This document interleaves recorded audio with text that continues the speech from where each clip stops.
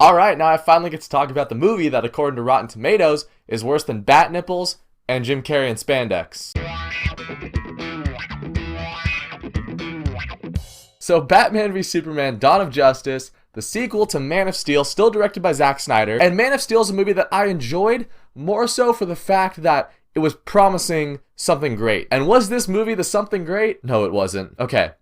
You guys know, I've been looking forward to this movie. I spent the last week or so reviewing a bunch of older Batman and Superman movies. And yeah, I said in my Superman the movie review that I wasn't feeling the hype for this movie, but doing those reviews got me more hyped. So I was going into this movie, I tried to stay away from as many reviews as I could. Unfortunately, I did see the Rotten Tomatoes score before going into it, but still I was like, alright, giving this movie a fair shot. I'm going into it with an open mind. I want to love this movie. The movie it's kind of a mess. But let me start off with the good in the movie first. Ben Affleck was awesome as Batman. I don't think the script allowed him to do all of the cool Batman stuff that he could have done, but for what the script let him do, I was like, dude, that is Batman. His first scene in this movie, he's in a warehouse and he's using that like Batman stealthy takedown type of action. If you're a Batman comic purist, then you might be disappointed with some of the ways that they handle Batman in this movie. But I think that Ben Affleck was great. He worked as Bruce Wayne. When he was talking as Batman, it was a little weird. You could tell his voice was dubbed. But I do want to see what Ben Affleck does in the Justice League and in his own solo Batman movie. I also really like the score by Hans Zimmer and Junkie XL. The song when Wonder Woman comes in near the end of the movie, is that a spoiler?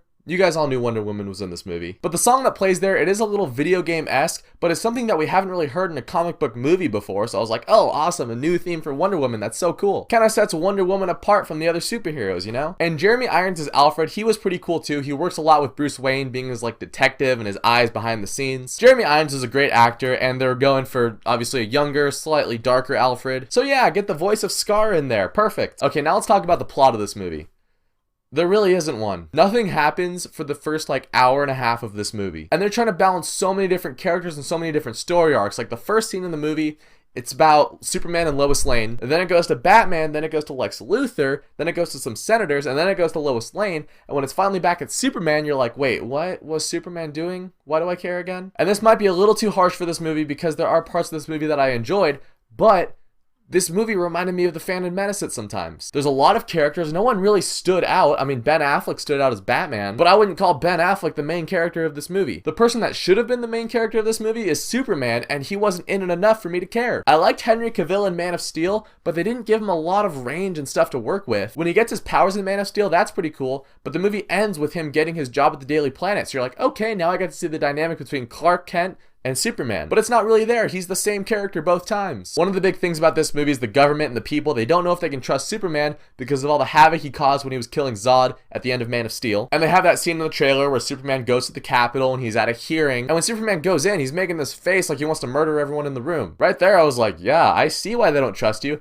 I probably wouldn't trust you either. Couldn't he have just flown in being like, hi, Senator? How's it going? Oh, you want me to explain my actions? Well, this and this and that, and I'm here to fight for you guys. I get that they're trying to do like a damaged type of Superman, but I feel like they're trying to turn him into Batman. Batman and Superman's actual fight in the movie was pretty cool for the most part. Didn't end too well, but as they're throwing down, I'm like, okay, that's awesome. The problem is that happens so late into the movie that I'd already kind of checked out by that point. This movie kind of suffers from the same problem that Amazing Spider-Man 2 had. In Amazing Spider-Man 2, there was a lot of studio meddling, and they forced Mark Webb to do all these tie-ins into Sinister Six and Amazing Spider-Man 3. And this movie, they spent a lot of time trying to build up the Justice League without giving us a solid movie here. I should probably touch on Jesse Eisenberg as Lex Luthor, shouldn't I? Okay, so he plays Lex Luthor's son, and he works well enough in this movie if you don't think of him as Lex Luthor. Once you think Lex Luthor, then it's like, okay, yeah, whatever, he's a dweeby little kid with a weird haircut. But I'm still trying to figure out, why didn't they just do Lex Luthor Sr.? I mean, who wants to see Lex Luthor's son? No one asked for Lex Luthor's son, just like no one asked for 10-year-old Anakin Skywalker. He's doing his Jesse Eisenberg shtick, he's really eccentric and all,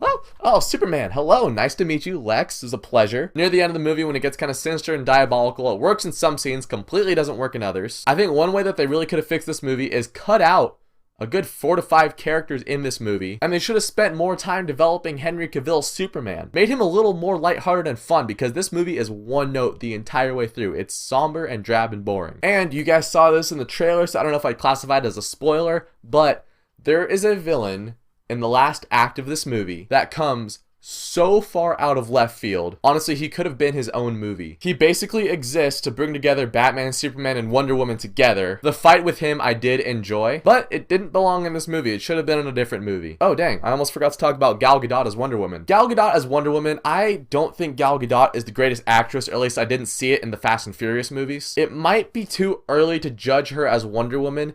In that fight scene near the end of the movie, she was pretty cool. I didn't buy into everything she was doing, but there's a couple scenes where I'm like, yeah, Wonder Woman, you rock. But she's not in the movie much, and when she is in the movie, it's like they take this weird detour just to remind you, oh, she's in the movie, by the way. Like Batman's doing his detective work, trying to figure out what Lex Luthor's up to, and then all of a sudden, Wonder Woman appears in the background. It just felt like such a, hey, don't forget, we're building up the Justice League here. And I know I'm really crapping on this movie. There are some scenes in this movie that I did enjoy. The Batman and Superman fight, that had some cool moments in it. And the fight at the very end of this movie with the villain that I'm not going to spoil, that also had some cool moments in it. But the rest of the movie was a lot of Lois Lane investigating stuff, Superman being all moany and drabby. Batman was cool, and a couple of Batman's action scenes I was smiling like a total fanboy. But honestly, this movie was a big letdown, I'd say.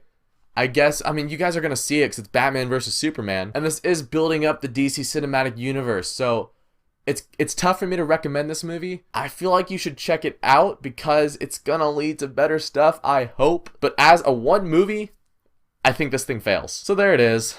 I don't want to say that. I want to say it's a good movie. But when I start checking my watch an hour into the movie, that's just not a good sign. But I'm curious to know, did you guys see Batman vs. Superman? What did you all think about it? Comment down below. Tell me what your thoughts on this movie are, or what you think about DC Cinematic Universe in general. Did you like Man of Steel? Are you looking forward to Suicide Squad? Any and all thoughts about that? Put it in the comments. I'm going to have a spoiler review for this movie coming sometime this weekend. I think I'm going to go watch some Justice League cartoons or something. Kind of depressed right now. I'll see you guys next time.